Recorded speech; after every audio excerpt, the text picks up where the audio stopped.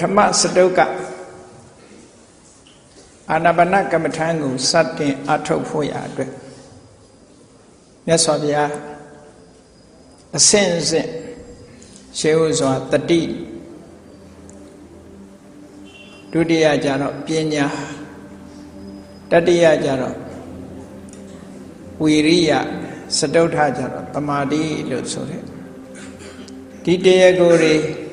တဘာဝတရားတွေမိမိတို့တဏ္ဍာမှာဖြစ်ပေါ်လာတဲ့အခါအာယုန်နမိတ်တွေပေါ်လာပြီးတဲ့နောက်ပထမဇန်ဒုတိယဇန်တတိယဇန်သုတ္ထဇန်လို့ဆိုတဲ့ဇန်တွေကိုအစဉ်စဉ်ရသွားတယ်အဲ့ဒီဇန်အစဉ်စဉ်ရသွားတာကိုပဲထပနာလို့ခေါ်တယ်ဖုတနာထပနာထိတဲ့နေရာလေးမှာအာယုန်စိုက်ထားနိုင်ပြီးစိတ်ကလေးဟာထိတဲ့နေရာလေးမှာအာယုန်နမိတ်ပုံငြိမ်ပြီးတော့သွားပြီဟိုဒီမရွှေ့တော့ဘူးရပ်တန့်သွားပြီလို့ဒီလိုဆိုလိုတာနော်အဲ့ဒီထပနာကိုပဲအပ္ပနာလို့လည်းသုံးတာအပ္ပနာဆိုတာထည့်သွင်းထားတာစိတ်ကိုအာယုန်နဲ့ထည့်ထားလိုက်တာဟိုဒီမသွားတော့ထည့်ထားတဲ့အာယုန်လေးပေါ်မှာပဲငြိမ်သွားတာဒါကိုတမာတိလို့ပြောတာပေါ့အဲ့ဒီလိုတမာတိစိတ်လေးဖြစ်ရင်ဒီမှာပဲထပ်ထပ်ဖြစ်တယ်ငြိမ်သွားတယ်ဆိုတော့ဒီလိုတော့မအောင်မိတ်လေးနဲ့စိတ်ကလေးကငြိမ်ပြီးတော့ဖြစ်ချင်းပြက်ချင်းမရှိဘူးလို့ဒီလိုမအောင်မိတ်လေးနဲ့ဖြ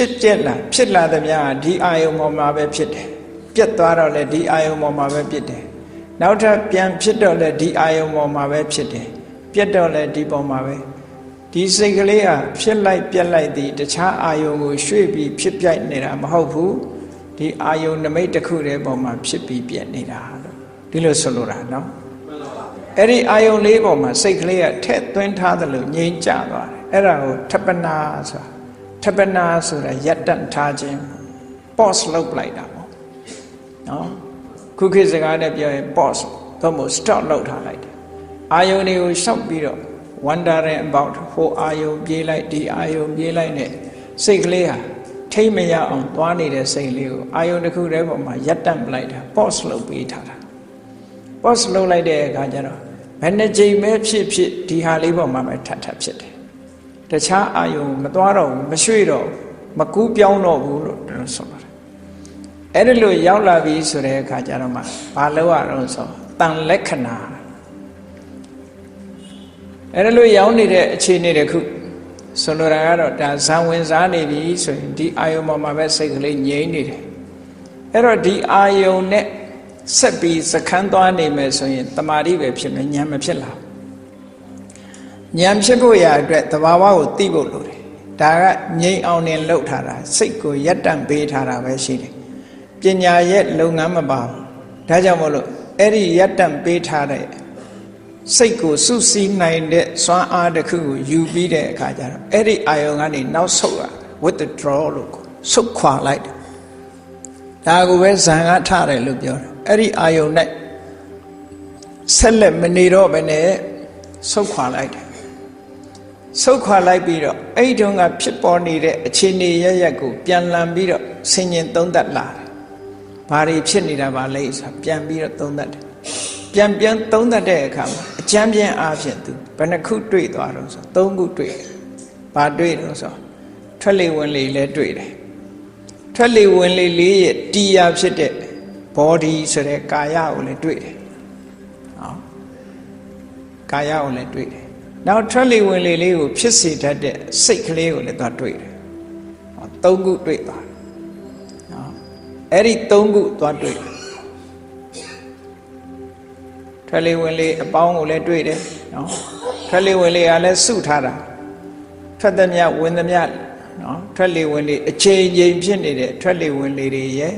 ထိုထွက်လေဝင်လေတွေရဲ့တရားကရဇကာယလို့ဆိုတဲ့ခန္ဓာနော်သိတယ်ဆိုတဲ့စိတ်အဲ့ဒီ၃ခုသွားပြီးတော့တွေ့တယ်သွားတွေ့တဲ့အခါကျတော့ပြန်ပြီးတော့ဆင်ញင်သုံးသပ်လိုက်တယ်ကရဇကာယနဲ့ထွက်လေဝင်လေဆိုတာထွက်လေဝင်လေဆိုတာ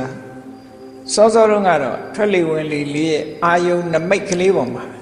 ထွက်လေဝင်လေလေးကနေဆင့်ပွားပြီးတော့ဖြစ်လာတဲ့ပလဲလုံးလေးလိုပတိလုံးလေးလိုသို့မဟုတ် မိโกဒံလေးလို့သို့မဟုတ်အလင်းတန်းကလေးလို့ထင်းနေတဲ့အာယုန်နမိတ်ပေါ်မှာစိတ်ကိုရပ်တန့်ထားတာဆုတ်ခွာလိုက်တဲ့အခါကျတော့အဲ့ဒီအာယုန်ကပျောက်ခွယ်သွားပြီးတော့ဘာပေါ်လာတော့ဆိုထွက်လေဝင်လေသဘာဝပေါ်လာတယ်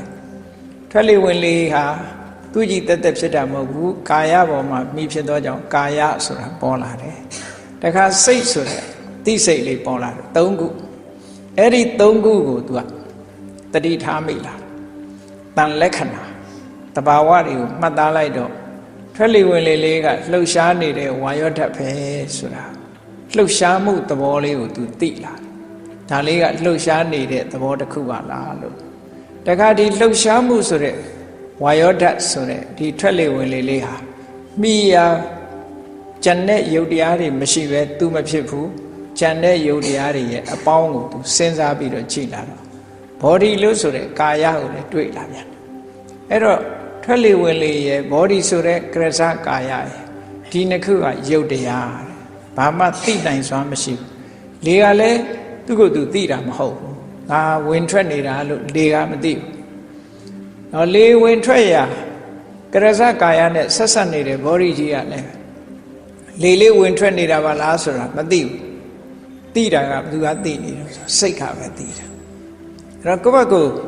ဘယ်ကသိနေတာလဲဆိုတာကိုသိသိချာချာစဉ်းစားကြည့်တဲ့အခါမှာအခုတရားနာရင်ပဲနည်းနည်းအာယုံပြုတ်ကြည့်လိုက်အတန်တွေကနားကိုလာတိုက်နေတယ်လာတိုက်နေတဲ့အခါနားကအတန်ကိုသိသလားသို့မဟုတ်အတန်ကပဲသိသလားလို့ကြည့်လိုက်ရင်အတန်ကနားတိုက်နေတာနားကလည်းမသိဘူးအတန်ကလည်းမသိဘူးသိနေတာကအသိစိတ်ကလေးကသိနေတာအတန်ဆိုတာကိုသိနေစိတ်အဲ့တော့သဘာဝတရားချင်းမတူဘူးလို့ဆိုတာကိုပြောတယ်အဲ့တော့အတ္တတပတ္တတရဲ့ကရဇကာယရဲ့အာယုံကိုမသိတတ်လို့သူတို့ကိုယုတ်တရားလို့ခေါ်တာနော်အာယုံကိုမရယူတတ်လို့ယုတ်တရားအသိစိတ်လေးကြတော့အာယုံကိုရယူတတ်တဲ့နန္တရားဟောကြည့်လိုက်တဲ့အခါကျတော့ထွက်လေဝင်လေလေးနဲ့ပတ်သက်ပြီးတော့ဖြစ်နေတဲ့သဘာဝတရား၃ခုကွဲကွဲပြားပြားကြီးသိလိုက်တယ်ထွက်လေဝင်လေလေးရဲ့ကိုယ်ကာယရဲ့ဒါကယုတ်တရားသိနေတဲ့အသိစိတ်လေးကနန္တရားလို့ဆိုဩယုံနဲ့နံဒီနှမျိုးတည်းပဲရှိတာပါလားလို့ဩသိလားရှင်းရှင်းပြတ်ပြတ်ကြီးမြင်လားမှတ်လာနိုင်အဲ့ဒါကိုတန်လက္ခဏာလို့ကောင်းကောင်းကြီးမှတ်နိုင်လားကောင်းကောင်းကြီးမှတ်တယ်ဆိုတာသူ့ရဲ့သဘာဝကိုမှတ်နိုင်လားအနှုံးဆိုလို့ရှိရင်လုံးရိုက်နေတာလေလုံးနေတာဘာနဲ့လုံးနေတော့ဆိုငါရှူနေတယ်ငါအိတ်နေတယ်ငါကမ္မထမ်းထိုင်နေတယ်နဲ့ဒီလိုတွေဖြစ်နေတာငါပါပြီးတော့လုံးနေတာဘယ်သူကရှူတာတော့ဘယ်သူကတိတာတော့ဘယ်သူကပါတော့ဆိုတာကိုမသိတော့ဘဲနဲ့အကုန်လုံးထားတာနော်အဲ့ဒါလိုပဲကွဲကွဲပြားပြားမသိဘူးဆိုရင်လုံးထားတာတစ်ခုတည်းလို့ဖြစ်နေတာအဲ့ဒီမှာတန်လက္ခဏာတစ်ခုစီအသေးစိတ်မှတ်သားလိုက်တဲ့အခါကျတော့ဒီ၃မျိုးတည်းကထွက်လေဝင်လေနဲ့ကရဇကာယကယုတ်တရားစိတ်ကနန္တရားလို့ဒီလိုယုံနဲ့နံခွဲခြားသတ်မှတ်နိုင်တာကိုနာမရူပဝဝဌာနာနာနဲ့ယုတ်ကို analyze လုပ်တယ်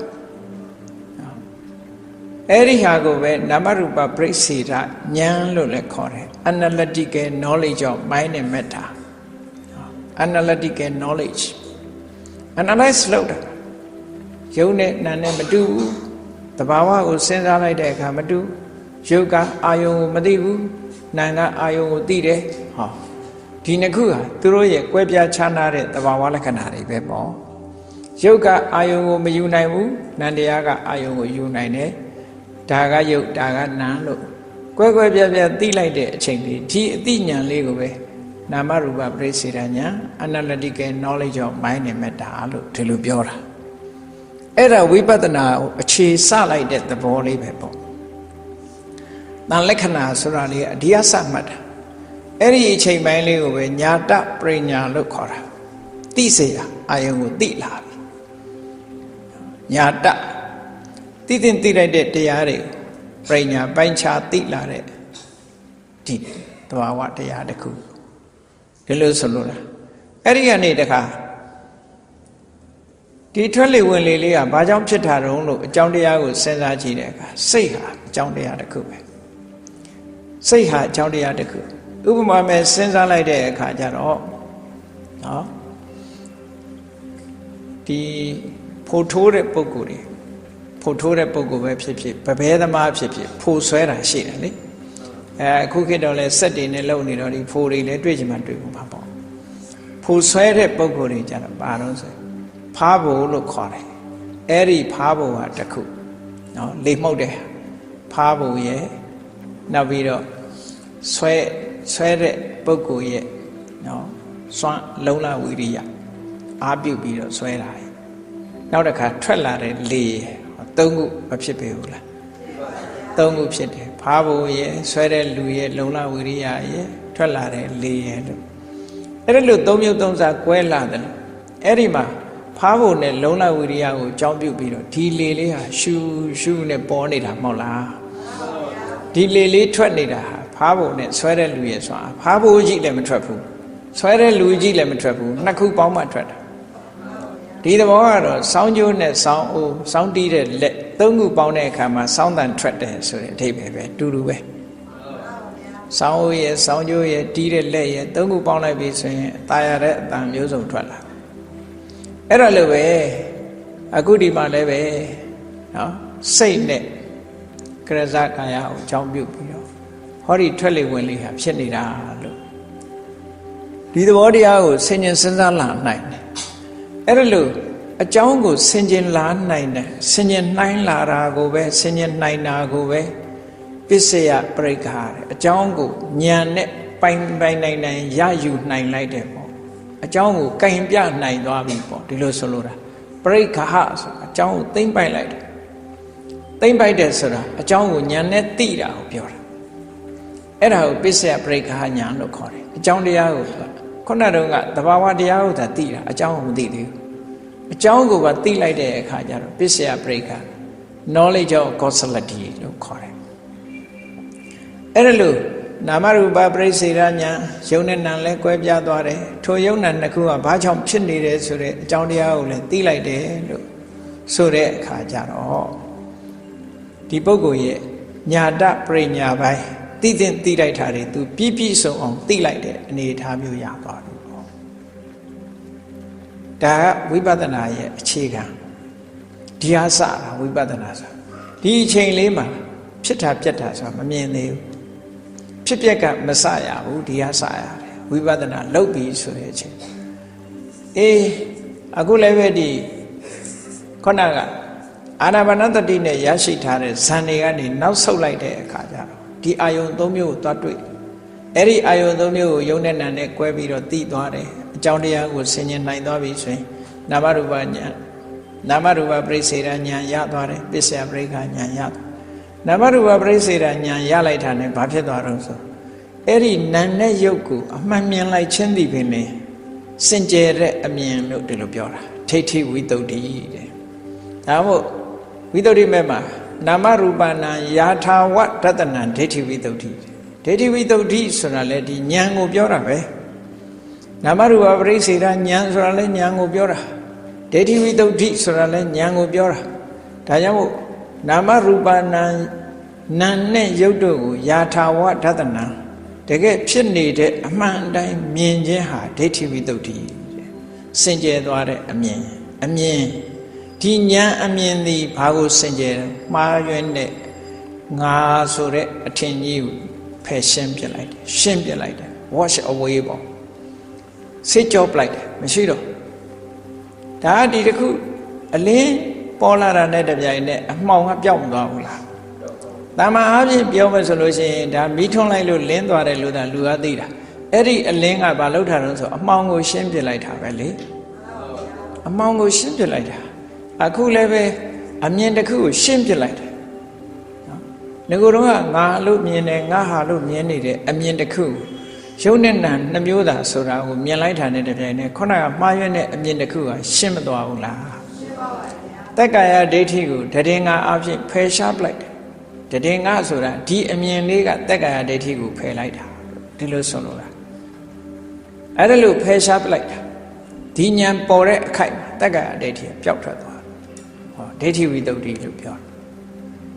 နောက်တစ်ခါပစ္စယပရိက္ခအကြောင်းတရားကိုပိုင်ပိုင်နိုင်နိုင်သိပြီဆိုရင်တော့ဘာဖြစ်တုံးဆိုကင်္ခာဝိတရဏဝိတုဒ္ဓိကင်္ခာဝိတရဏဝိတုဒ္ဓိဆိုတာကင်္ခာဆိုတာတန်တရာဘာကြောင့်ဖြစ်နေမှမသိဘူးယုံနာဖြစ်တာပဲသာဝရဘုရားကဖန်ဆင်းလို့ဘာကလှုပ်တယ်လို့နဲ့အကြောင်းအစစ်မှန်မဟုတ်တာတွေနဲ့တွေးပြီးတော့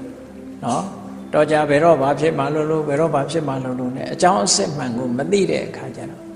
ငါဘဝတုန်းကဖြစ်ခဲ့သလားအခုရောဖြစ်နေတာဟုတ်ကဲ့လားနောင်ရောငါဖြစ်အောင်မလားဆိုတာတွေနဲ့တွေးလိုက်လို့ရှိရင်ခေါင်းတွေမှာရှုပ်ထွေးသွားအဲ့ဒါကိုဝိသိကိစ္စလို့ခေါ်တယ်ရှုပ်ထွေးသွားမတွေးတဲ့လူတော့ရှုပ်ချင်မှရှုပ်မှတွေးရင်ရှုပ်တယ်ဒီလိုဆိုလိုတာနော်တွေးလိုက်တာနဲ့ရှုပ်သွားဒါမှမဟုတ်ဝိသိနန္တတကိစ္စဝိသိကိစ္စဝိသိနန္တတဆင်ញင်စဉ်းစားတွေးခေါ်ကြည့်လိုက်မယ်ဆိုရင်ကိစ္စပင်ပန်းသွားတယ်အမှန်မသိသည့်အတွက်ကြောင့်ငါနောင်ဘဝဖြစ်အောင်မလားတွေးတယ်ခေါင်းရှုပ်သွားတယ်နော်မဖြစ်တော့ဘူးလားတွေးလိုက်လဲခေါင်းရှုပ်သွားဘာဖြစ်လို့ရှုပ်သွားတော့အမှန်မသိလို့အဲ့ဒီခေါင်းရှုပ်သွားတာတွေဟာပျောက်သွားတယ်တဲ့ဒါတွေကိုဖြတ်ကျော်သွားနိုင်ပြီဘယ်လိုဖြတ်ကျော်သွားတာတော့ဆိုအကြောင်းရှိရင်ဖြစ်မှာပဲအကြောင်းမရှိရင်မဖြစ်ဘူးဆိုတာနားလည်သွားဘာလို့လဲဆိုအကြောင်းမြင်တာဟုတ်ဆိုပါစို့ဒီအလင်းလေးကဘယ်လောက်ကြာမှာတော့အလင်းလေးကမီးရှိသမျှလင်းနေမှာပဲမီးကုံသွားရင်မလင်းတော့ဘူးဒါပဲပေါ့တရားစစ်မီးလာနေသေးသမျှအမှောင်မရှိဘူးအလင်းလာမှာပဲဟောအကြောင်းနဲ့အကျိုးဆင်ញင်စဉ်းစားနိုင်သွားတယ်အဲ့လိုဆင်ញင်စဉ်းစားသွားနိုင်တော့ဆုံးဖြတ်နိုင်သွားတဲ့သဘောကင်္ခာဝိတရဏတန်တရားတွေကိုကြော်လွှားသွားနိုင်တဲ့စင်ကြယ်မှုလို့ဒီလိုပြောတာမြင်တစ်ခုဒါလည်းဉာဏ်ကိုပြောတာပဲဒါလည်းဉာဏ်ကိုပြောတာဘယ်ဉာဏ်ကိုပြောတာတော့ဆိုပစ္စယပရိက္ခဉာဏ်အဲ့ဒီဉာဏ်တစ်ခုပဲညာတပရိညာလို့ပရိညာ၃မျိုးနဲ့ခွဲတဲ့အခါကျတော့အဲ့လိုပြောတာမေတ္တာမရှင်းပါတယ်ညာတပရိညာညာတပရိညာဘိုင်းမှာသဘာဝတရားတွေရဲ့ကိုယ်ပိုင်လက္ခဏာတွေကိုသိတယ်သဘာဝလက္ခဏာကိုသိတယ်လို့ခေါ်တယ်အနိစ္စဒုက္ခဆိုတာကတာမညလက္ခဏာလို့ခေါ်တယ်အများဆိုင်တဲ့လက္ခဏာဒါကကိုယ်ပိုင်လက္ခဏာအဲ့လိုသိပြီးတဲ့နောက်မှာဒါတန်လက္ခဏာဖြစ်ပုံကိုပြောပြတာနော်တန်လက္ခဏာနဲ့အဲ့ဒီကနေပြီးတော့တဆင့်တက်လာအသိဉာဏ်ဆိုတာတဆင့်ပြီးတဆင့်တက်လာဆက်ပြီးလုပ်ရင်တွေ့မှာပဲခရီးများလို့ပဲဆက်လျှောက်ရင်ဟိုနားရောက်ရင်တစ်မျိုးတွေ့မယ်ဟိုရှေ့ရောက်ရင်တစ်မျိုးတွေ့မယ်ရှေ့ရောက်ရက်နေရင်တော့မတွေ့ဘူးပေါ့ဒါပဲနေမှာပေါ့ဆက်လျှောက်တဲ့ဆိုတာဆက်လုပ်တယ်ဆက်မလုပ်ဘဲနဲ့ဒါလေးနဲ့တင်ကျင့်တတ်နေလို့ရှင်ဒါပဲပြန်တွေ့နေမှာပဲပေါ့ဟောဆက်လုပ်လိုက်တယ်ဆက်လုပ်လိုက်တဲ့အခါကျတော့သူဘာဖြစ်လာတော့ဆိုသူရှုနေတဲ့ခုနပြောတဲ့အတ္တတပတ္တတတို့ကရဇကာယလို့ဆိုရယ်ဒီထွက်လေဝင်လေရဲ့တရားရုပ်ခန္ဓာကြီးတို့စိတ်ဆိုတာလေးတွေဟာအပိုင်းပိုင်းဖြစ်ပြီးတဲ့နောက်ပျောက်ကွယ်သွားတာဖြစ်ပြီးတော့ပျောက်ကွယ်သွားတာယက်တီးနေတာမရှိဘူးဖြစ်လာလိုက်ပျောက်ထွက်သွားလိုက်ဖြစ်လာလိုက်ပျောက်ထွက်သွားလိုက်ဟုတ်တော်ဝါအပါပါအကြောင်းတိုက်ဆိုင်လို့ပေါ်လာပြီးတော့နောက်မှာပျောက်သွားစောင်းတန်လေးပဲနားထောင်ကြည့်တစ်ချက်တီးလိုက်ရင်တစ်ချက်ထွက်ပျောက်သွားပြီးတော့ရှိရလားမရှိဘူးလက်ကတစ်ချက်တီးရင်တစ်တန်ပဲထွက်တာပဲနောက်တစ်ချက်တီးရင်နောက်တစ်တန်ထွက်တာနောက်တစ်ချက်တီးရင်တစ်တန်ထွက်တာပဲအဲ့ဒါလို့တီးတိုင်းအတန်တွေထွက်နေတာထွက်တဲ့အတန်တွေကတစ်ခုနဲ့တစ်ခုထပ်မိတာမဟုတ်ပျောက်နေတာအတိုင်းတာတစ်ခုရပျောက်နေတာသို့တော့အမြန်ကြီးတီးတဲ့အခါကျတော့အတန်တွေဒလဇတ်ထွက်နေတယ်လို့သူကထင်တာဘာနဲ့ဥပမာတူတော့ဆိုမိစားလေးကင်ပြီးတော့ငယ်တုန်းကကလေးတွေဆော့တယ်လို့ရမ်းလိုက်မယ်ဆိုလို့ရှိရင်မိဝိုင်းကြီးလို့ထင်ရတယ်လို့ပဲသို့တော့တကယ်ကတော့မိဝိုင်းကြီးမဟုတ်ဘူးမြန်လွန်အကြည့်တော့မိဝိုင်းကြီးလို့ဖြစ်နေတာဒီသဘောကိုပြောမျက်စိလဲသွားတာတဲ့ပေါ့အခုလဲရုပ်တရားတွေနံတရားတွေဟာဖြစ်လာပြီးတဲ့နောက်မှာပြတ်သွား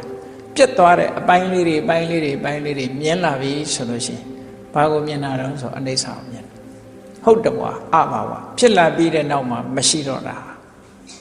ပေါ်လာလိုက်ပျောက်ကွယ်သွားလိုက်ပေါ်လာလိုက်ပျောက်ကွယ်သွားလိုက်ပေါ်လာလိုက်ပျောက်ကွယ်သွားလိုက်ဆိုတဲ့အနေအထားတစ်ခုတတိမူမိလာတယ်မှတ်သားမိလာတယ်အဲ့ဒါဝိပဿနာဉာဏ်နဲ့မှာဝိပဿနာလို့ခေါ်တဲ့အဆင့်တွေကိုရောက်လာဒီလိုဆိုလို့ဆင်ញင်သုံးသပ်နိုင်လာတယ်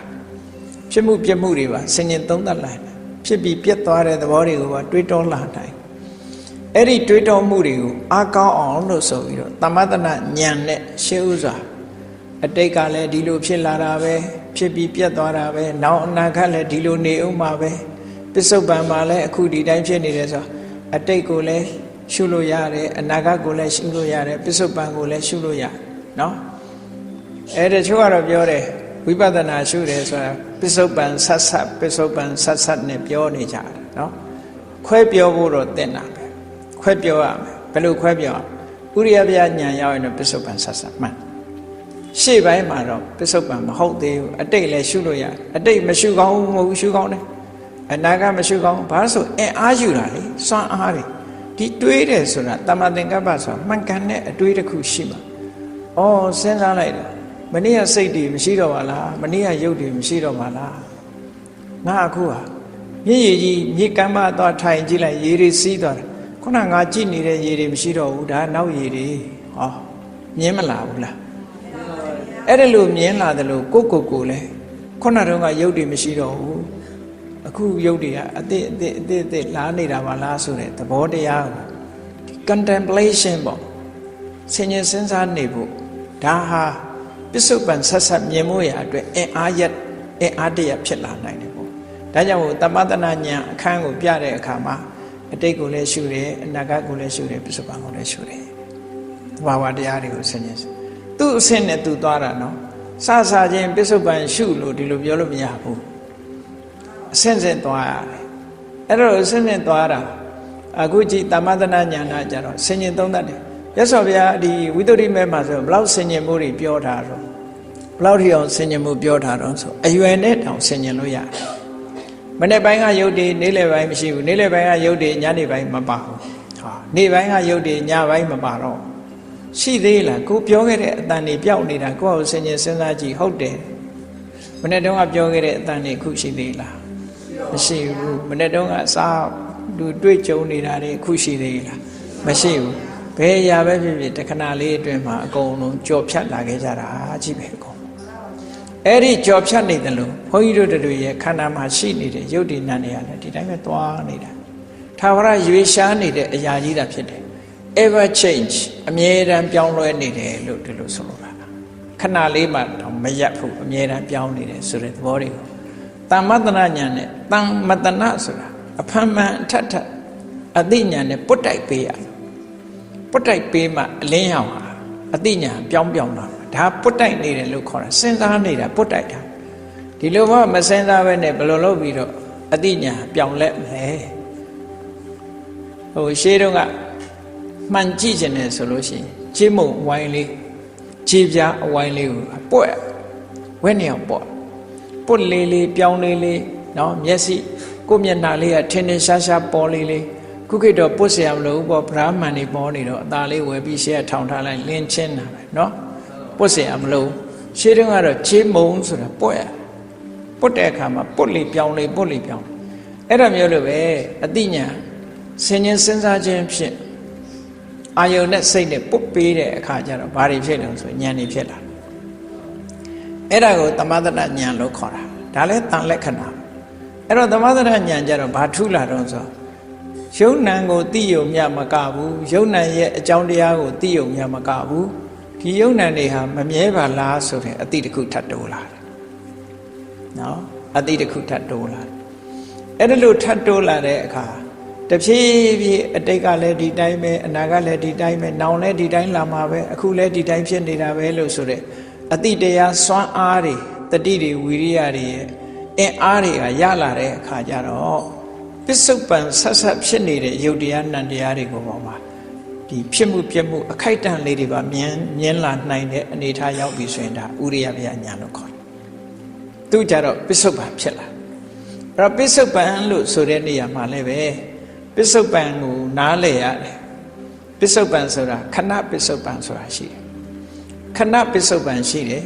တန်တတိပစ္စုပန်ရှိတယ်အတ္တပစ္စုပန်ရှိတယ်ပစ္စုပန်အမျိုးမျိုးရှိတယ်ဥပမာအခုတရားပွဲကြီးစတဲ့အချိန်ကနေစပြီးတရားပွဲမပြီးသေးသမျှကာလပတ်လုံးဒါပစ္စုပန်လို့ခေါ်တယ်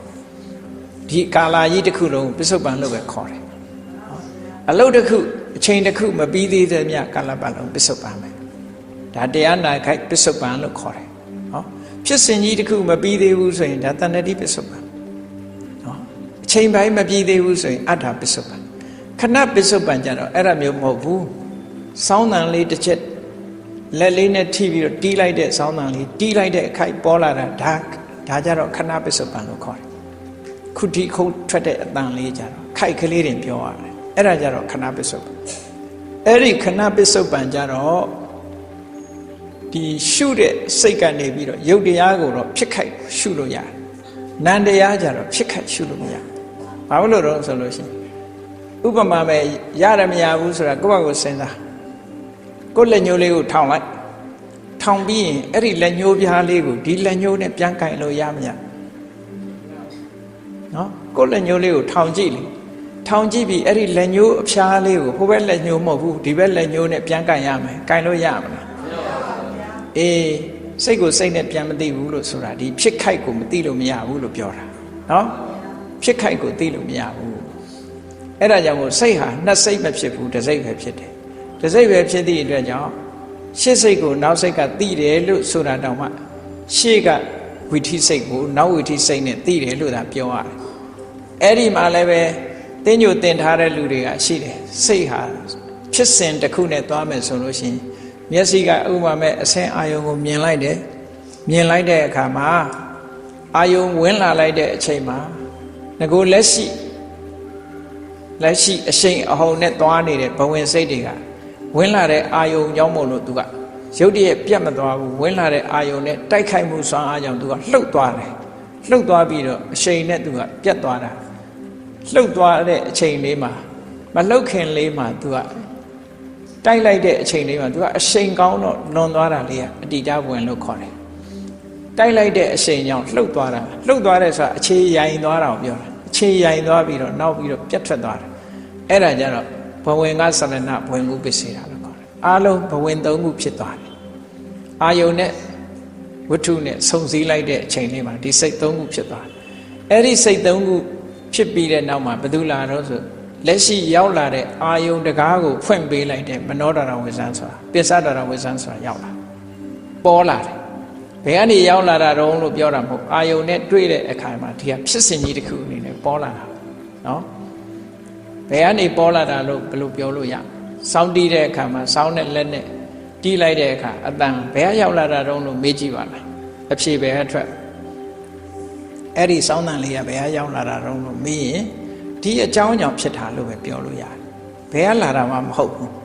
ကောင်းကင်ကကြာလာတာလည်းမဟုတ်ဘူးဒီထဲကထွက်လာတာလည်းမဟုတ်ဘူးဟုတ်ကဲ့လားကောင်းကင်ကလည်းကြာမလာဘူးဒီထဲကလည်းထွက်မလာဘူးကျိုးထဲမှာလည်းစောင်းတန်မရှိဘူးအိုးထဲမှာလည်းစောင်းတန်မရှိဘူးတီးတဲ့လက်ထဲမှာလည်းမရှိဘူးဘယ်မှမရှိဘူးသို့တော့အကြောင်းပေါင်းလိုက်တဲ့အခါအကျိုးထွက်လာတယ်သဘောအကြောင်းကြောင့်ဖြစ်ပေါ်လာတယ်မယုံလို့ရှိရင်တရက်စီလေးတစ်ခုကင်ကြည့်အဲ့ဒီတရက်စီလေးထဲမှာတရက်မြစ်တွေတရက်ပင်တွေရှိလာအဲတခါတရံကြတော့သူကအထဲထဲမှာမှဲ့ပြီးတော့အမြင့်ထွက်နေတာလည်းရှိတတ်သေးတယ်နော်ဒါရိုးရိုးအစိဆိုလို့ရှိရင်ဘာမှမရှိဘူးခွဲကြည့်သို့တော့မြေနဲ့ရေနဲ့ချပြီးတော့စိုက်ကြည့်လိုက်ရင်ဘာတွေ့လဲအမြင့်ထွက်လာလိမ့်မယ်အချိန်တန်လို့ရှိရင်အညောင်ပေါက်လာဘယ်ကရောက်လာတော့နော်အကြောင်းကြောင့်မို့လို့မြေရေဆိုတဲ့အကြောင်းနဲ့ပေါင်းစပ်ပေးလိုက်တဲ့အခါကျတော့ပြောင်းလဲဖြစ်စဉ်တစ်ခုပေါ့ဟုတ်ကဲ့လားအကြောင်းကြောင့်ဖြစ်လာကဲဆိုတော့ဒီလျှက်စစ်မီးမထွန်းခင်ကဒီထဲမှာအမှောင်ကြီးမရှိဘူးလားလျှက်စစ်မီးထွန်းလိုက်တဲ့အချိန်ကျတော့ဒီအလင်းရောက်လာတာဒါဖြင့်အလင်းကဘယ်ကရောက်လာတာတော့လို့မေးလို့ရှိရင်အကြောင်းကြောင့်ပဲဖြစ်လာတာဘယ်ကမှအလင်းကပြေးလာတာမဟုတ်ဘူးငကိုယ်တော့ကသူဘယ်နှပုံးနေတာလို့ပြောလို့ရမှာရဘူးဘယ်နေရာမှပုံမနေဘူးနော်ဘယ်နေရာမှပုံမနေဘူးမီးချောင်းထဲမှာမီးချောင်းမှာအလင်းတက်ကိုပေးနိုင်တဲ့သဘာဝတရားတွေစုပြီးတော့လင်းလာတဲ့သဘောပဲပြောတာဟုတ်ကဲ့အဲ့တော့သဘာဝတရားတွေကိုကိုယ့်ရဲ့ပတ်ဝန်းကျင်မှာဆင်ញင်စဉ်းစားကြည့်လိုက်လို့ရှိရင်မြင်လာနိုင်တယ်ပေါ့စိတ်ဖြစ်တာလည်းဒီတိုင်းပဲပေါ့အဲ့တော့ပစ္စဒရဝိဇ္ဇန်စိတ်ကအာယုန်နဲ့ထိခိုက်မှုကြောင့်အာယုန်နဲ့ဝတ္ထုစုံစည်းမှုကြောင့်ပစ္စဒရဝိဇ္ဇန်ဆိုတဲ့အာယုန်ကိုဆင်ញင်တဲ့စိတ်လေးပေါ်လာတယ်ပေါ်လာပြီးတော့မြင်တဲ့စက္ခုဝိညာဉ်စိတ်ပေါ်တယ်ပြီးတဲ့အခါလက်ခံတဲ့စိတ်ပေါ်တယ်စုံစမ်းတဲ့စိတ်ပေါ်တယ်ပြီးတော့ဆုံးဖြတ်တဲ့စိတ်ပေါ်ပြီးအာယုံရဲ့အရာသာအကောင်းဆုံးခံစားတဲ့ဇောဆိုတာပေါ်လာတယ်ဇောရဲ့နောက်ပိုင်းမှာဆက်ခံတဲ့ဒရာယုံဆိုတာပေါ်လာတယ် ပြီးတဲ့အခါဒီအာယုံတက်တန်းဟာကုန်သွားတယ်အဲ့ဒီဝီထိစိတ်တွေထဲမှာတစ်ခုနဲ့တစ်ခုဘယ်သူမှမသိဘူးပိစဒရဝေဇန်စိတ်ကလည်းအော်ငါရှိကဝီထိဘဝင်စိတ်ဖြစ်သွားပါလားလို့သူမသိဘူးသူတို့တယောက်နဲ့တယောက်တွေ့လည်းမတွေ့ဘူးတွေ့လည်းမတွေ့ဘူးဖြစ်စဉ်အနေနဲ့သွားဖြစ်စဉ်အနေနဲ့သွားတာသိလည်းမသိဘူးတဦးနဲ့တဦးသိလည်းမသိဘူးသို့တော့ချုပ်ပြောက်သွားတယ်ရှေ့ကချုပ်မှနောက်ကပေါ်လို့ရတာဒါကိုနတ္ထိပစ္စယောလို့ခေါ်တယ်ဝိကတပစ္စယောနတ္ထိပစ္စယောမရှိတော့တဲ့နောက်မှသူကဒီဟာဖြစ်နိုင်ရှိနေတော့ဖြစ်လို့မရဘူးစောင်းတန်လေးပဲကြည်အောင်တစ်ချက်တီးတစ်ချက်ပေါ်ပျောက်သွားတာနောက်ထပ်အစောင်းတန်ကနောက်ဟာလေနောက်တီးလို့နောက်ဟာပေါ်တာလေအဲ့ဒါမျိုးလို့ပဲဒီစိတ်လေးတွေကတစ်ခုနဲ့တစ်ခုသိသလားလို့ဆိုမသိဘူးစိတ်ဓာတ်နိယာမအနေနဲ့ဖြစ်စဉ်တစ်ခုအနေနဲ့သွားလိုက်တာပြီးချုပ်သွားဟောအဲ့ဒီမှာတောင်ရှေ့စိတ်ကနောက်စိတ်ကိုသိနိုင်သလားဆိုမသိနိုင်သိနိုင်တာဘာတော့ဆိုရင်နောက်ထပ်ဒီလိုဝိထိစိတ်မျိုးတွေဆင်ငယ်ဖြစ်လာတယ်နောက်ဝိထိစိတ်တွေကရှေ့ကစိတ်တွေကိုသိနိုင်တယ်လို့ဒါကိုရှေ့စိတ်နောက်စိတ်လို့ပြောတာဝိထိစိတ်ကြီးတစ်ခုလုံးကိုပြောတာစိတ်ဆိုတာအစိတ်ပိုင်းတွေအများကြီးရှိတယ်ကဲ generator လေးတစ်ခုကိုကြည့်မြင်မှုကြပါလိမ့်မယ်မီးခဏခဏပြတ်တယ်ဆိုတော့ generator နဲ့မီးနှိုးကြမနှိုးတဲ့လူတော့မသိဘူးပေါ့နှိုးတဲ့လူသိမှာပေါ့နော်နှိုးလိုက်တဲ့အခါကျတော့မလဲဘူးလားအင်ဂျင်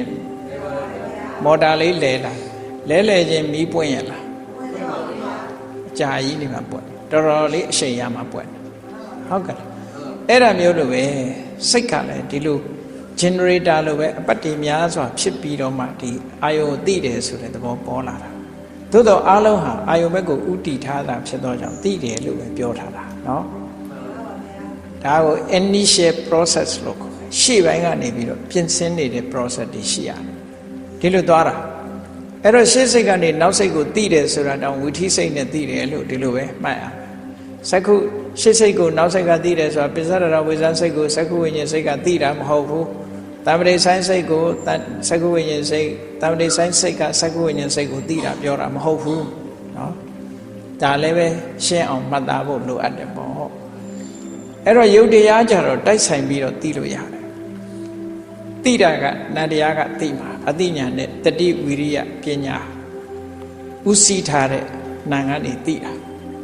အဲ့တော့ရုပ်ကိုရှုတဲ့အခါမှာရုပ်ဖြစ်ခိုက်ကလေးတွေကိုရှုလို့ရတယ်ဖြစ်ခိုက်ရှုဆိုတာပစ္စုပန်တစ်ခုကိုပြောတာเนาะအဲ့တော့စိတ်ဖြစ်ခိုက်ကိုနောက်စိတ်တစ်ခုကနေရှုလို့မရဘူးအဲ့တော့သို့တော်လည်းပဲပစ္စုပန်လို့ပြောရမယ်ဒေါသဖြစ်နေလို့ရှိရင်နောက်စိတ်ကနေပြီးတော့အော်ဒေါသဖြစ်တာပါလားဒေါသငြိမ့်သွားတဲ့အခါနောက်ဖြစ်လာတဲ့စိတ်ကနေသိတာဒေါသထွက်နေတုန်းကိုသိပါမလားမသိဘူးเนาะဒီလိုဆွလို့တာအဲ့တော့ရှေ့ကဖြစ်သွားတာကိုနောက်ကလိုက်သိနေတာဒီပင်နဲ့တိုးတက်မှုလို့ပြောရမှာပဲအေးပစ္စုပန်ဆက်လို့ပြောနေကြပြီမဲ့လို့ဘယ်လိုပစ္စုပန်ဆက်တာတော့ဆိုတာကိုတော့နားလည်အောင်မှတ်သားဖို့လိုအပ်တယ်ပေါ့ပြောတာကတော့လွယ်လွယ်လေးပြောလိုက်တာပစ္စုပန်ဆက်ဟုတ်ကဲ့လားပစ္စုပန်တဲ့ဆိုဘယ်လိုတဲ့ရမှာတော့เนาะအဖျားချင်းတဲ့တယ်လို့တဲ့ရမှာလားဒီလိုမဟုတ်ဘူးเนาะဖြစ်စဉ်တစ်ခုသိတဲ့သဘောကိုပြောပြကဲကောင်းပြီရှေ့ကဂျားတွေဝဲမလာခင်ပစ္စုပန်အဲ့ဒါကိုကြည့်ပြီးတော့ရှုပြီးဆိုတဲ့အခါမှာဖြစ်တာလည်းမြင်တယ်ပြတ်သွားတာလည်းမြင်တယ်အဲ့ဒီခဏလေးအခိုက်ကလေးတွေကိုမြင်သွားတယ်ဖြစ်ခိုက်ကလေးကိုလည်းမြင်လိုက်တယ်ပြက်ခိုက်ကိုလည်းမြင်သွားတယ်ဖြစ်ခိုက်မှာအာယုံတစ်ခုစိတ်ကတစ်ခုပြက်ခိုက်မြင်တာကစိတ်တစ်ခုနှစ်ခုเนาะဖြစ်ခိုက်မြင်ပြီးတော့ဖြစ်ချင်းနဲ့အတူတကွသိလိုက်တဲ့စိတ်ကလည်းချုပ်သွားတယ်ပြက်ခိုက်ကိုမြင်လိုက်တဲ့အခါပြက်ချင်းနဲ့အတူတကွစိတ်ကလည်းချုပ်သွားတယ်သူ့အခိုက်တန်သိတဲ့စိတ်နဲ့အစုံလိုက်ပြက်သွားတာเนาะကြမ်းနေထားမဟုတ်ဘူးသိတဲ့စိတ်လေးကတန်းကြမ်းနေထားမျိုးဒီရုပ်တရားတွေဖြစ်တဲ့အခါမှာသူကဖြစ်ခိုက်ကလေးတွေသိပြီးတော့ခဏအနေနဲ့အကုန်လုံးသိသွားတယ်ကွဲပြားသိပြီဆိုတဲ့အခါကျတော့အဲ့ဒါလေးကဖြစ်ခိုက်ကလေးတွေသိတယ်ပြက်ခိုက်ကလေးတွေခဏလေးအတိုင်းထိုးရင်းရသိနိုင်လာပြီဖြစ်တိုင်းခဏတိုင်းကိုသိလာနိုင်တယ်ဆိုတဲ့ဒီစွမ်းအားတစ်ခုရလာပြီဆိုလို့ရှိရင်သူကဖြစ်ခိုက်တိုင်းလိုက်ကိုသိနေတဲ့အခါကျတော့ သူကဘာဖြစ်လာတော့ဆိုဖြစ်ခိုက်တိုင်းသိနေသည့်အတွက်ကြောင့်သူ့စိတ်ဟာတခြားအာယုံပဲရောက်မသွားဘူးဖြစ်မှုပြက်မှုဆိုတဲ့ဒီခဏလေးပေါ်မှာပဲရောက်နေသည့်အတွက်ကြောင့်ဒါကိုခဏိကသမာဓိလို့ခေါ်တယ်ခဏိကသမာဓိဆိုတာခဏလေးဖြစ်ပြီးပြက်သွားတာကိုပြောတာမဟုတ်ဘူးခဏအခိုက်ကလေးတွေကိုတိလိုက်တဲ့အခါအခိုက်ပေါင်းများစွာတိတဲ့အခါအများကြီးဖြစ်သွားတယ်စွမ်းအားတွေပြည့်သွားတယ်ဒါကိုခဏိကသမာဓိလို့ပြောတာเนาะခဏိကသမာဓိယူဆရလဲမျိုးမျိုးရှိတယ်စာပေတဲကိုသေချာကြည့်လိုက်လို့ရှိရင်ဒါထင်ရှားဖြစ်တဲ့အခိုက်ကလေးကိုသိတယ်အဲ့ဒီသိတဲ့အခိုက်ပေါင်းကလည်းဖြစ်ခိုက်တရားရှိရင်သိခိုက်လည်းတရားရှိသွားနော်တရားလုံးစင်ဆက်မပြတ်သိပြီးတော့တမာရိရသွားတယ်ဆိုရင်ဒါခဏိကသမာဓိပဲတရားဆိုတော့အားရှိဘောတစ်ချိန်နဲ့သိတာပြောတာမဟုတ်ဘူးခဏိကသမာဓိဆိုတာခဏလေးသိလိုက်ပြီးနောက်ပျောက်သွားတာဒါမျိုးပြောတာမဟုတ်ဘူးနော်အာယုံကလည်းဖြစ်တဲ့အခိုက်ကလေးသိတဲ့စိတ်ကလည်းအခိုက်ကလေးဒီအခိုက်ပေါင်းမြောက်များစွာဖြစ်သွားတဲ့အခါကျတော့နော်ဒီရာထောင်ချီသွားတဲ့အခါကျတော့ဒါတမာတိစွမ်းအားဟာဒလဇတ်ဖြစ်လာသည့်အတွက်ကြောင့်ခဏိကတမာတိဆိုတာလေစွမ်းအားပြည့်တဲ့တမာတိတစ်ခုဖြစ်လာဒါကြောင့်မို့ဝိပဿနာအားထုတ်လို့ရှိရင်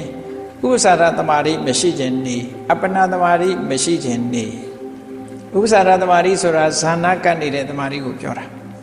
အပ္ပနာတမာတိဆိုတာဇန်တမာတိကိုပြောတာအဲ့ဒီဥပ္ပစာရတမာတိအပ္ပနာတမာတိမရှိခြင်းနေအခိုက်ပေါင်းမြောင်များစွာကိုစင်ဆက်မပြတ်အာယုန်လေးပေါ်မှာစိုက်ကြတဲ့တမာတိရှိပြီဆိုလို့ရှိရင်ဝိပဿနာဖြစ်တယ်အဲ့ဒါလောက်မှ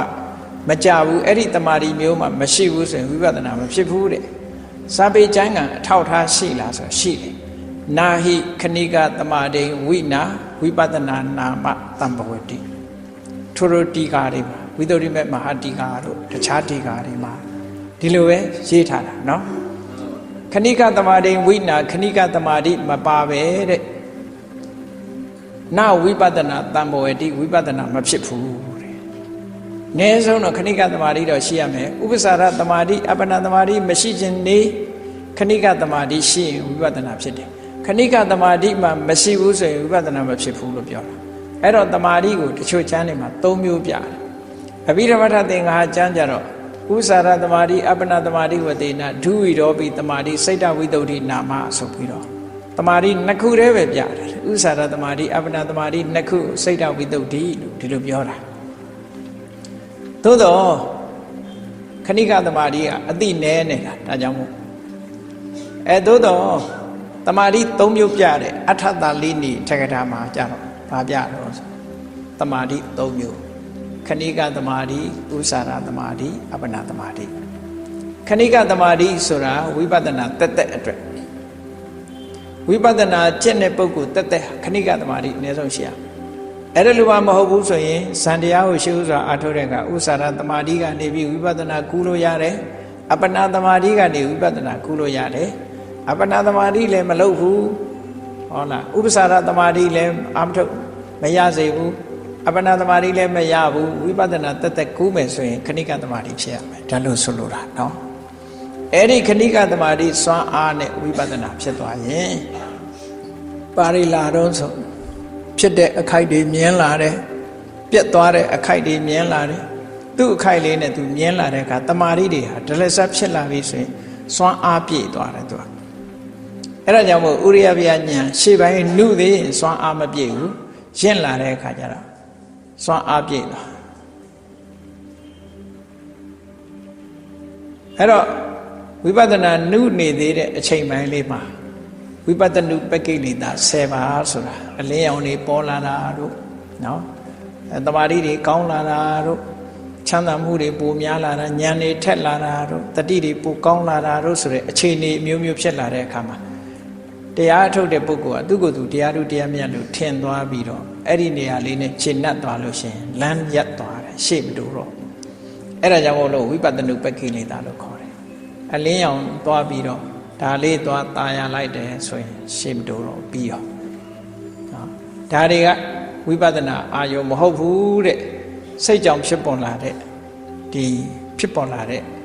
ဝိပဿနာစိတ်ကြောင့်ဖြစ်ပေါ်လာတဲ့အခြေအနေအရက်တွေသာဖြစ်တယ် ကိုသွားရမဲ့လမ်းမဆုံးသေးဘူးဘာနဲ့တူတော့ဆိုရင်ဒီတောအုပ်ကြီးကိုဖြတ်တန်းသွားတဲ့အခါမှာရွာမရောက်ခင်လမ်းမှာကြက်တွေဖန်တီးထားတဲ့ရွာတွေကိုရွာရောက်ပြီလို့ထင်ပြီးတော့ဒီနားတွေရက်တဲ့လူဟာဘလူးစားခံရတယ်လို့ပဲပေါ့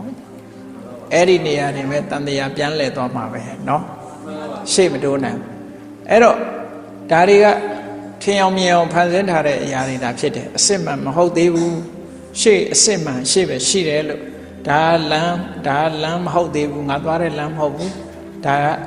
လမ်းမဖြစ်နေတယ်ဒါကမှလမ်းမှန်ဆိုပြီးတော့ရှေ့ဆက်ပြီးဒါတွေကိုဂရုမစိုက်ပဲနဲ့ရှေ့ဆက်သွားလိုက်ပြီဆိုရင်ရင့်တန်ထက်မြက်တဲ့ဥရိယပြညာတစ်ခုရလာတော့အဲ့ဒီကနေဆက်ပြီးသွားတဲ့အခါကျတော့ဘင်္ဂညာဆိုတာဖြစ်လာတယ်ဖြစ်တာပြက်တာတဲ့ကနေပြီးတော့ဉာဏ်လွန်အားကြီးတာတတိတွေကလည်းသိကောင်းလာတယ်ပညာလည်းသိကောင်းလာတယ်တမာတိစွမ်းဆောင်မှုတွေလည်းထက်လာတယ်ဆိုတဲ့အခါကျပြက်မှုတွေကိုသူကဒလဇတ်တိလာတဲ့အခါကျတော့ဘင်္ဂညာလို့ဆိုတဲ့အဆင့်ရောက်တယ်အဲ့တော့ဘင်္ဂညာရောက်သွားပြီဆိုတဲ့ကဘင်္ဂောနာမအနိစ္စတာယပရမကောတိဒါနောက်ဆုံးအဆင့်အနိစ္စရဲ့နောက်ဆုံးအဆင့်အပြစ်တည်းကြီးပဲမြင်တာဖြစ်တာတော့မမြင်တော့ဒီလိုဆိုလို့ဘင်္ဂညာရသွားတယ်ဘင်္ဂညာရသွားလို့ရှိရင်ဒါလက္ခဏာရင်၃ခုမှာအထွတ်ထိပ်ရောက်သွားပြီလို့ပြောလို့ရတယ်နော်ဘာလို့လဲဆိုအနိစ္စမြင်ဒုက္ခမြင်နဲ့အနတ္တမြင်နဲ့ဒါကဆက်ဆက်နေတယ်ယတနိစ္စံတန်ဒုက္ခံယံဒုက္ခံဒရဏတ္တာမြတ်စွာဘုရားအနိစ္စဖြစ်လို့ရှိရင်ဒုက္ခပဲဒုက္ခဖြစ်တဲ့အရာအနတ္တပဲလို့တစ်ခုနဲ့တစ်ခုဆက်ဆက်ပြီးတော့သိလို့ရတယ်ကဲကောင်းပြီအဲ့ဒါလို့ဘင်္ဂညာရောက်သွားပြီဆိုတဲ့အခါမှာရင့်တန်တဲ့ဝိပဿနာဉာဏ်ဖြစ်သည့်အတွက်ကြောင့်နောက်ပိုင်းလာတဲ့ဝိပဿနာဉာဏ်တွေကြတော့သင်္ခါရတွေအပေါ်မှာရှုမြင်သုံးသပ်မှုလေးတွေပဲကွဲသွားတာအိစ္ဆဒုက္ခမဟုတ်တော့ဘူးအဲ့ကြတာနော်ရှုမြင်သုံးသပ်မှုတွေကွဲလာတယ်ဘယ်လိုကွဲလာတော့ဆိုတဲ့အခါဒလဇတ်ဖြစ်နေတဲ့ရုပ်တည်နံတွေကိုနောက်ဆုံးမှာအပြက်တည်းကြီးပဲမြင်လာတဲ့အခါကျတော့ဘာဖြစ်တုံဆိုကြောက်เสียကောင်းလိုက်တာပါလားလို့သိလာဟာဒီ aspect နဲ့မြင်လာသင်္ခါရတရားတွေပေါ်မှာ तू မြင်ပုံလေးကငကိုယ်တော့ဖြစ်တာပြက်တာပဲမြင်တယ်လေနောက်ကြောက်เสียကောင်းမှ तू မသိဘူးနော်နောက်ကြတော့အော်ကြောက်เสียကောင်းလိုက်တာပါလားလို့မြင်လာလို့ရှင်ဘယညာဖြစ်သွားတယ်ဒါကိုဘယညာလို့ခေါ်အေးကြောက်เสียကောင်းတော့ဘေးရန်နေအမတန်များလာကြီးလားလို့သိတဲ့အခါအာဒီနဝညာตายာเสียဆိုတာတခုမှရှာမတွေ့ပါလားပေါ်လာလိုက်ပျောက်သွားလိုက်ချက်ချင်းပြက်နေတာတွေဆိုတော့ဒီပေါ်မှာကျင့်တတ်เสียဒီဝမ်းသာเสียကြည်နူးเสียတခုမှရှာမတွေ့ဘူးနိဗ္ဗိဒညာကျင့်တတ်မှုတွေဘာမှမရနိဗ္ဗိဒညာဖြစ်လာတဲ့အခါအသိဉာဏ်ကအစစ်စစ်မြင်လာတယ်ညင်းငွေเสียတွေဖြစ်လာတယ်ညင်းငွေเสียတွေဖြစ်လာတဲ့အခါကျတော့လောကလူတွေဟာညင်းငွေပြီဆိုရင်မထားချင်တော့ဘူးလေကိုယ်အိမ်တော်မှာပစ္စည်းတစ်ခုအသုံးဝင်မှုဆိုဘာလို့လဲမိုက်ပုံးနဲ့သွားထည့်တာညင်းငွေလာပြီဆိုတာဟုတ်ကဲ့မလိုချင်တော့ဘူးဆိုပြစ်တာပဲလေအခုလည်းယုံနာဓမ္မသင်္ခါရတရားတွေဟာကြောက်เสียကြီးတွေပဲအပြစ်တွေပဲตายာเสียတစ်ခုမှအကောင်းတစ်ခုမှမရှိတော့ဘူးဆိုပြစ်ဖို့ကြိုးစားလာဒါလွတ်ချင်လာတာမဟုတ်စိတုကမြတ်တာလွတ်ချင်လာလွတ်ရလွတ်ကြောင်းရှာကြံတယ်ဘယ်လိုလုပ်ရင်လွတ်ပါမလဲလို့စဉ်းစားတာပဋိသင်္ခာညာဒီသင်္ခါရတရားတွေပေါ်မှာနောက်ဆုံးကြတဲ့အခါကျတော့အော်ဖြစ်မှုပြက်မှုနဲ့ဒီသင်္ခါရတရားတွေရဲ့သဘာဝဒီတိုင်းပဲလို့ဆိုစိတ်ရဲ့ခုနတုန်းကလို့ကြောက်เสียကြီးလို့တွေးတာလည်းမလာတော့ဘူးကြောက်เสียကြီးလို့လည်းမတွေးတော့ဘူးဟုတ်ကဲ့လားအန္တရာယ်ကြီးလို့လည်းမတွေးတော့ဘူးပြီးတော့ညင်းငွေเสียကောင်းလိုက်တာလို့လည်းမတွေးတော့ဘူးဘာတွေးလာတော့ဆိုသင်္ခါရတရားတွေပေါ်မှာသူကနေသားကြလာပြီးတော့ခက်ပေါက်ကိုသာရှားနေတဲ့သဘောဖြစ်လာတဲ့အခါသင်္ခါရုပ္ပခဉာဏ်ဖြစ်သွားတယ်အဲ့ဒီသင်္ခါရတွေပေါ်မှာအတိညာဏ်နဲ့အတိညာဏ်ရင့်တန်လာတဲ့အခါခီးမဆိုင်တော့ခီးမဆိုင်ပဲနဲ့သင်္ခါရဆုံးရာသင်္ခါရတွေအလုံးချုပ်ငြိမ်းရာနိဗ္ဗာန်ကိုရှာကြမ်းလာတဲ့အတိညာဏ်မျိုးတစ်ခုဖြစ်လာပြီဆိုတဲ့အခါကျရင်ဒါဝိပဿနာဉာဏ်နဲ့မှာအထွတ်ထိပ်ဖြစ်တဲ့သင်္ခါရုပ္ပခဉာဏ်လို့ခေါ်တယ်အဲ့ဒီသင်္ခါရုပ္ပခဉာဏ်ရင့်တန်လာပြီဆိုတဲ့အခါမှာနောက်ဆုံးမှာအနုလောမဉာဏ်ဆိုတဲ့ပေါင်းကူတရားလေးတစ်ခုပေါ်လာနော်ဒီသင်္ခါရုပ္ပခဉာဏ်ကိုပဲအနုလောမဉာဏ်ကူးတော့မယ်ဆိုရင်ဟိုဘက်ကန်းနဲ့ဒီဘက်ကန်းဖြစ်နေတယ်သင်္ခါရုပ္ပခဉာဏ်က remain လုပ်နေဒီဘက်ကန်းမှာပဲရှိနေနော်သင်္ခါရတွေရှိနေတာဒီဘက်ကန်းသင်္ခါရတွေလုံးဝငြိမ့်သွားတာဟိုဘက်ကန်းလို့သူစိတ်ထဲမှာခွဲခြားပြီးတော့မြင်လာတယ် မြင်လာတဲ့အခါကျတော့ဒီဘက်ကန်းလေးမှနေလာတော့ဟိုဘက်ကန်းကူးဖို့ရအတွက်တရားလေးလိုလာ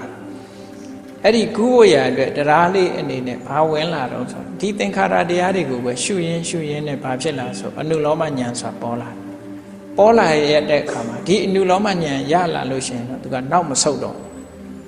ကုတ္တရဘူးဆိုတဲ့နေရာကျတော့ဟိုဘက်ကန်းကိုမြင်ရပြီနိဗ္ဗာန်ကိုမြင်ရပြီလို့ဆိုတာအဲ့ဒီအချိန်ကနေပြီးတော့သူကနေပြီးတော့မှတ်ချက်ပေးလိုက်တာသင်္ခါရတွေချုပ်တဲ့နေရာဆိုတာရှိတယ်ဆိုတဲ့မှတ်ချက်ကလေးလဲ point တောက်ကလေးလောက်တာပေါ့ pointer လေးလို့ပြလိုက်တာနဲ့တပြိုင်နက်ကုတ္တရဘူးလဲချုပ်သွားရောဘာပေါ်လာတော့ဆိုတော့လောကုတ္တရာဟိုဘကံ message တစ်ခုပေါ်လာတယ်သူစွမ်းအားနဲ့ဝိပဿနာဉာဏ်ရဲ့အရှိန်အဝါနဲ့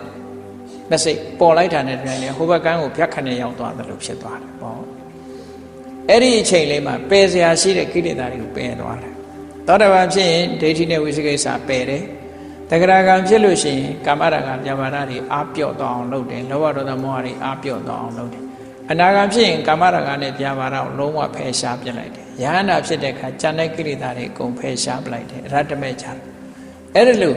ကိလေသာတွေကို၄ခါဖယ်လိုက်တဲ့အခါကျနောက်ဆုံးမှာအရတ္တမေအရတ္တဖို့ဆိုတယ်အရတ္တမေဆိုတဲ့နောက်ဆုံးအဆင့်ကိုရောက်သွားပြီဆိုရင်နောက်ထပ်ဖယ်เสียကိလေသာမရှိတော့ဘူးတဲ့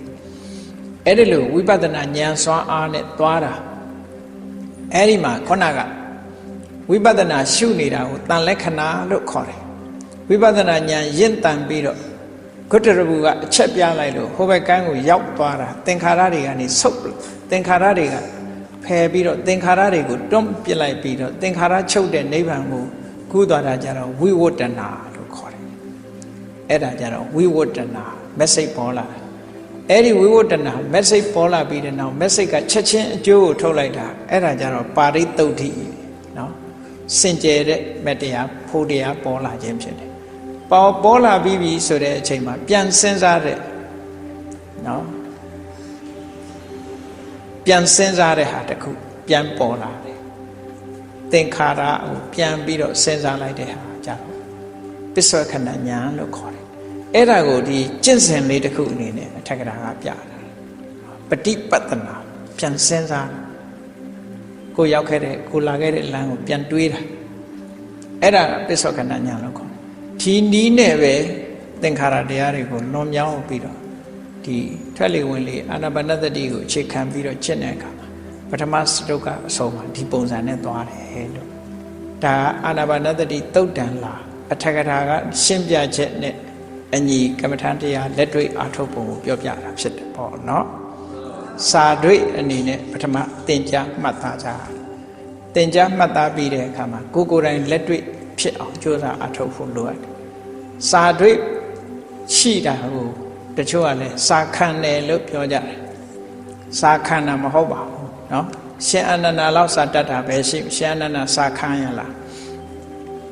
စာခံတာမဟုတ်ဘူးစာဉာဏ်ရှိတဲ့အခါမှာမှားတယ်မှန်တယ်ဆိုတာသိတာအနုဘဆိုအမှားကြီးကိုမှန်ထင်တယ်ဟိုလူပြောခေါင်းငိမ့်လိုက်ဒီလူပြောခေါင်းငိမ့်လိုက်ပုတ်တိညုတ်ဖြစ်မှမသိဖြစ်เนาะအဲ့တော့ဟိုဟာကောင်းလို့ဒီဟာကောင်းလို့ဟိုတရားကောင်းတယ်ဒီတရားမကောင်းဘူးနဲ့အဲ့ဒါလူတွေဆရာအမျိုးမျိုးခေါင်းမော့ပြီးတော့တမော့မော့နဲ့ဆရာရှားနေရတဲ့ဒုက္ခပုထုဇဉ်တွေရဲ့ဒုက္ခပဲအဲ့ဒါအဲ့တော့ကိုယ်တိုင်သိအောင်ကြိုးစားအထောက်ကြရတယ်ကိုယ်တိုင်သိမှသိအောင်ဆိုတာလုံးမသိတာလေကလေးတွေတောင်ကြောင်းနေရတယ်ကျူရှင်တက်ရတယ်သိအောင်လုပ်ရတာလေအဲ့တော့ဒါလည်းပဲသိအောင်လုပ်ရသိအောင်လုပ်မှအမှန်ဆိုတာပေါ်လာတယ်အဲဒါကြောင့်မလို့အမှန်သိတဲ့ပုဂ္ဂိုလ်တယောက်ဟာကိုဟုတ်တာလည်းသိတယ်ကိုမဟုတ်တာလည်းသိတယ်စာဖတ်ထားလို့ရှိရင်ကိုဟုတ်တာသိတယ်ကိုမဟုတ်တာသိတယ်ဘယ်ကလာခံစရာရှိမှာတော့နော်အဲ့တော့စာမတတ်တဲ့လူတွေကပြောတဲ့စကားမျိုးဖြစ်နေတယ်အဲ့ဒါပြောစာခံတယ်ဆိုတာစာမတတ်တဲ့လူတွေပြောသူတို့ကလည်းဥပမာလေးပေးစရာတွေကတော်တော်ကောင်းတယ်ပုထိလာကြီးစာဘလောက်တတ်ဘုရားကဒုက္ခလို့ခေါ်တယ်လို့ရှေးတော့ငယ်တော့ကြားဘူးတာတွေပြောရပါခုခေတ်တော့အဲ့လိုမပြောကြတော့ပါဘူးနော်ခုခေတ်တော့မပြောကြတော့တရားထုတ်တဲ့လူကတရားမထုတ်တဲ့လူကိုအပုတ်ချဒါမျိုးကမပြောတတ်ဘူးပေါ့နော်ကိုယ်စစ်နဲ့ကိုယ်လုံနေချဇာတင်တဲ့ပုဂ္ဂိုလ်ကလည်းသင်ရအဲ့တော့စာလည်းပဲရေးကြည့်တယ်သင်ကြားမှုတွေရေးကြည့်တယ်သင်ကြားမှုမရှိလို့ရှိရင်ဒီနည်းစနစ်တွေပျောက်သွားရင်ဘယ်လိုလုပ်သိပါ သိနိုင်ဘူးမသိနိုင်ကဲရွှေတဘုံဖရာကိုလူတိုင်းတက်ပြီးတော့ဖူးနေကြတာရတယ်မဟုတ်လားလူတိုင်းတက်ဖုံးတယ်ကဲတောက်တဲ့ဘယ်နာမှရှိရွှေတဘုံဖရာမှာတောက်တဲ့ရုပ်ဘယ်နာမှရှိလဲသိတဲ့လူများရဲ့လားနည်းသလားရွှေတကုံမှာတောက်တဲ့ရုပ်ရှိတာဟုတ်တမိုင်းဖတ်ထားတဲ့လူမှသိတယ်ရွှေတကုံရဲ့လျှို့ဝှက်ချက်ထူးဆန်းအောင်ဩဝရာတွေကစာဖတ်တဲ့လူသာသိတယ်ဖရာကိုနေ့စဉ်တက်ရှ िख ိုးနေတဲ့လူမသိဘူးအဲ့ဒါမျိုးလို့ပဲစာသင်တဲ့လူကပိုသိတယ်လို့ဒီလိုပြောကြတာရန်ကုန်မြို့ထဲနေပြီမဲ့လို့ရန်ကုန်မြို့အကြောင်းသိကြမှသိတာလေရန်ကုန်မြို့အကြောင်းသိကြမှသိတယ်အဲ့တော့တမိုင်းကြောင်းကိုဖတ်ထားတဲ့ပုဂ္ဂိုလ်ကပိုသိတယ်အဲ့ဒါမျိုးလို့ပဲပိဋကတ်ကိုတတ်အောင်သင်ထားတဲ့ပုဂ္ဂိုလ်ကပိုသိတယ်လို့ဒီလိုပြောတာနော်မြတ်စွာဘုရားကပုထိလယဟန်ကြီးကိုတုတ်ဆပုထိလလို့ခေါ်တာသူစာတတ်တာကိုအထင်ကြီးနေလို့မြတ်စွာဘုရားသူ့အတွက်ပြောတာစာတတ်လို့ရှုတ်ချတာမဟုတ်ဘူးလှုပ်တဲ့နာကိုမလှုပ်လို့ရှုတ်ချအဲ့ဒါကိုလည်းသိထားမှာသူလှုပ်ရမယ့်အလုပ်ကိုမလှုပ်ဘူးလှုပ်ရမယ့်အလုပ်ကိုမလှုပ်လို့တုတ်ဆမင်းအလကားလူပဲကိုလှုပ်ရမယ့်ဟာပြီးမှမပြီးသေးတယ်တလန်းတစပြောကြတယ်မဟုတ်လားမိသားစုတွေထဲမှာလည်းကိုအလုပ်သမားတယောက်ဖြစ်စေကိုကလေးတဲ့ဟာပဲဖြစ်စေတခုတန်းလန်းကြီးထားလို့ရှင်အပြစ်တင်ကြမှာပဲပေါ့အလုပ်တစ်ခုပြီးအောင်မလုပ်ဘူးဆိုရင်အပြစ်တင်ခံရမှာပဲပေါ့ဒါအပြစ်တင်တယ်ဆိုတာအဲ့ဒီသဘောနဲ့အပြစ်တင်တာမြတ်စွာဘုရားကစာတတ်လို့ပုထိလကိုရှုတ်ချတာမဟုတ်ဘူးအဲ့ဒါကိုဒီလိုပြောမှပုထိလကသဘောပေါက်မှာမဟုတ်ဒီလိုပြောတာကြံတဲ့နေရာတွေမှာကြည့်မြတ်စွာဘုရားကယဟန်တော်တွေကိုချီးမွမ်းတဲ့အခါမှာနံပါတ်1ကိုချင်းသီလရှိတယ်နံပါတ်2ဘောဓုတရှိတယ်ဟောဘောဓုတရှိတဲ့ပုဂ္ဂိုလ်ဟာတုဒ္ဓဗုဒ္ဓဒီလိုတောင်ဟောခဲ့တာမြတ်စွာဘုရားနော်ဗုဒ္ဓဆိုတဲ့နာမည်နဲ့တောင်မှတက်ပြီးတော့ဘောဓုတရှိရင်တုဒ္ဓဗုဒ္ဓဒီလိုဆိုတာဒါကြောင့်မို့လို့စကလုံးလေးတစ်ခုတည်းနဲ့အတိတ်ပဲအစစ်မှန်ကိုမယူထပ်လို့ရှိရင်အတော်ဒုက္ခရောက်တတ်တယ်နော် interpretation problem လို့ခေါ်တယ်ဘာသာပြန်တဲ့အမှားတွေကောက်ယူချက်တွေလွဲမှားမှုတွေ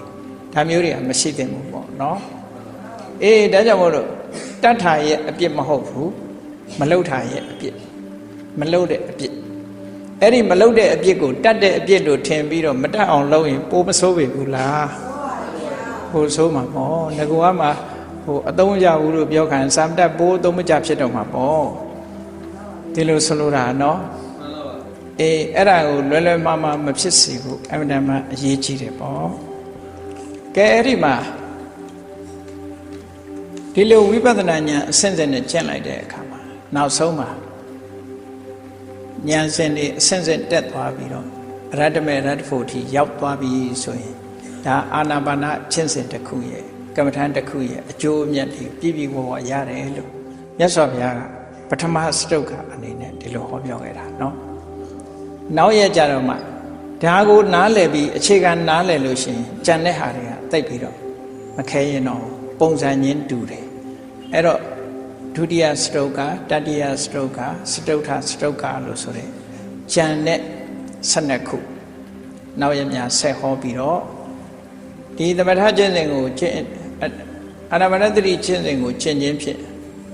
ဒီတတိပဋ္ဌာန်၄ပါးကျင့်ပြီးဖြစ်သွားဖို့တတိပဋ္ဌာန်၄ပါးကျင့်ခြင်းဖြင့်ဘုဇင်9ပါးပါဝင်သွားဖို့ဘုဇင်9ပါးကျင့်ခြင်းဖြင့်ဝိဇ္ဇာဝိမု ക്തി ဆိုတဲ့မဲ့ဖို့ရဖို့ဒီကနေ့တင်ပဲဒီထဲမှာသဘောအားဖြင့်တော့ပါသွားပြီမဲ့ဖို့ရတာဒီလမ်းကြောင်းနဲ့ပဲသွားတာပဲဟုတ်ကဲ့လားသဘောအားဖြင့်ပါသွားပြီသို့တော့မြတ်စွာဘုရားရဲ့ဒေသနာအစဉ်တိုင်းလက်ဖြင့်ငါကြတော့မှဒါအပိဓာတ်ကိုဟောပြီးမှဖြစ်တယ်ဒါကြောင့်တရားချစ်ခင်သူတော်စင်ပြိဿအပေါင်းတို့ဘုရားမြတ်စွာဟောကြားတော်မူခဲ့တဲ့အာနာပါနသတိလှုပ်လာကျင့်စဉ်အတိုင်းကျင့်ကြံကြိုးကိုအားထုတ်ကြရမှာဖြစ်တယ်ထို့သောကျင့်ကြံကြိုးကိုအားထုတ်မှသာလေမှန်ကန်တဲ့လမ်းစဉ်အရာမှန်ကန်တဲ့ကျင့်စဉ်နဲ့ကျင့်ကြံကြိုးကိုအားထုတ်ခြင်းဖြစ်မက်ဖို့နိဗ္ဗာန်ကိုတို့တွေမျက်မှောက်ပြုကြရမှာဖြစ်တယ်လို့ကိုစီသဘောကျပြီးကြိုးစားအားထုတ်နိုင်ကြပါစေကုန်သတည်း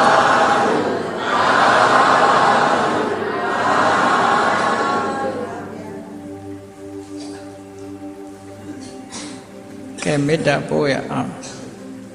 တတ္တဝါများစွာဖေးရန်กว่า ချမ်းသာကြပါစေမေတ္တာရေချမ်း